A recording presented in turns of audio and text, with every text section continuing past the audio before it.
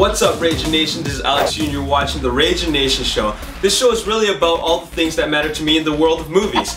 First thing I want to talk about is Matthew Vaughn is officially directing the X-Men First Class sequel. That's right, Matthew Vaughn, who made a success with the first X-Men First Class movie, is coming back for a second round. Bryan Singer is attached to produce, and this is really exciting news for me because X-Men First Class, in my opinion, is the best installment in the entire franchise. X-Men Origins Wolverine was yeah, that was pretty unspeakable. And at the time I thought the second one was the best. The first one set the bar, but the third one just screwed up all the continuity. But X-Men First Class put everything in place, and I think it's just going to set the standard for the way that these movies are going to be like from now on. So good on him, because I'm really looking forward to that sequel. And the next thing I want to talk about is that the director of A-Team and Smokin' Aces, Joe Carnahan, is slated to direct the Death Wish remake.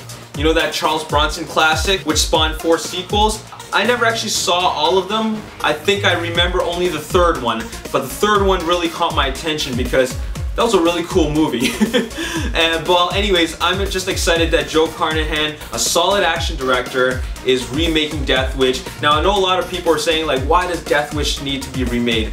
Well, a lot of people don't even know what Death Wish is. It's a classic a vigilante movie with Charles Bronson in it, and he just goes around killing all these gangs and punks, and it's a really ultra-violent movie. But I think I really wouldn't mind watching a remake of Death Wish. In fact, you could even make that movie and not even call it Death Wish. It wouldn't even matter to me. The fact is that you have a vigilante going around as a one-man army killing gangs and punks to get his revenge. We've seen that kind of story many times, but they're just putting a label on it and trying to sell it more by calling it Death Wish. And I think it kind of worked because I'm looking forward to it. And Joe Carnahan, in my opinion, is a very solid action director. A-Team was highly enjoyable. Smokin' Aces had its flaws, but at the end it had a pretty satisfying payoff. So I'm pretty happy with that, and I'm looking forward to his version of Death Wish. Moving on, we have the first official photo of the new Riddick movie.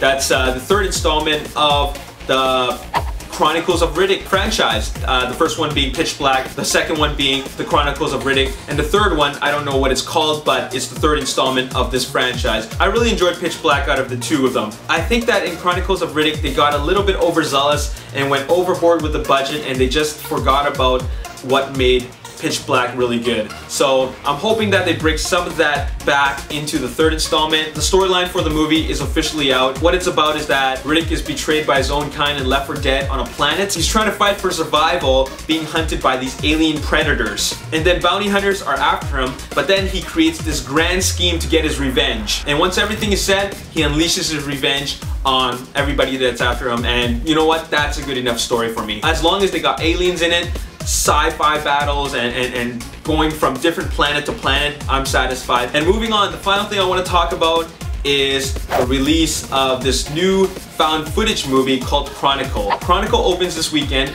and it is the found footage type of movie which involves people with extraordinary powers. So I would say it's like the camera work of Cloverfield meets Heroes, because Heroes is about regular people who have superpowers. So this is what it's all about. And when I say found footage, I mean that at the beginning of the movie, it's gonna say that the government found this footage, just like how they did with Blair Witch or Cloverfield or these other movies that came out like Paranormal Activity, REC, Record, REC, and the upcoming Project X. So anyways, that's what the movie is about. And what I really want to talk about is found footage movies. Like, how do you feel about found footage movies? I personally don't mind them. I actually like the fact that people are using their creative liberties with these types of movies, and as long as you can build a really clever story around it, I think it can work. I am not going to dismiss this genre. A lot of people are saying that the found footage genre is very gimmicky and that it should die out like crappy 3D. I personally am wanting to embrace it, and I want to see more of these types of movies because, well, I'm a little biased because I'm a video producer, and watching these kind of movies gives me inspiration. Well, some people are trying to say that, well, this doesn't really work because all it is that you're making a movie out of crappy cinematography. Well, I personally don't believe that's true. I think that it is an art to tell the story in that amateur type of style, you can actually get people try to fake it, but it still wouldn't look real. I like that first person point of view where you're seeing these things happen as if you were behind the camera. And I think it's an interesting technique, and I'm looking forward to seeing more of these types of movies. And that concludes this episode of the Ragin Nation show. So I'd like to leave you with a question. What do you think of the found footage subgenre? You know, that Cloverfield, Blair Witch style of filmmaking. What do you think of it? Do you think it's kind of gimmicky? Do you think it should die out? Do you like it? Do you think it's creative? Like I said, I personally find it creative, but I want to know what you think. Let me know in the comment section below. If you enjoyed this video, click that subscribe button above. Follow me on Twitter at Ragin Nation, and also like my Facebook page, The Ragin Nation. If you want to show me some more love, you can like, share, and favorite this video. My name is Alex Yu, and thanks for watching The Ragin Nation show. I'll see you next week. Peace. And finally, I got some trailers for you guys. I just saw the trailer for a movie called Lockout, also known as MS1 Maximum Security. It is produced by Luc Besson. Luc Besson is kind of like, I like to call Luc Besson